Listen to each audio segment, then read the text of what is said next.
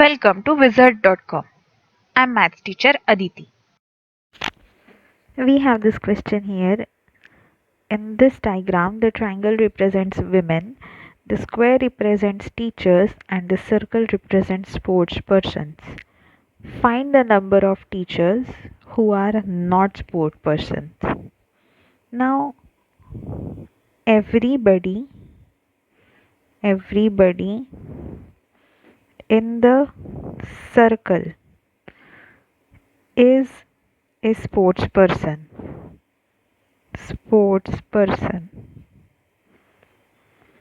So, teachers who are not sport persons are the teachers who are only in the square. Teachers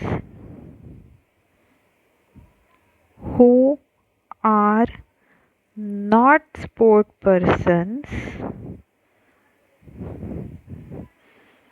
are number of teachers outside the circle. So this is the number of teachers who are not sport persons. Therefore, not sports person teachers are 2. Answer is option A.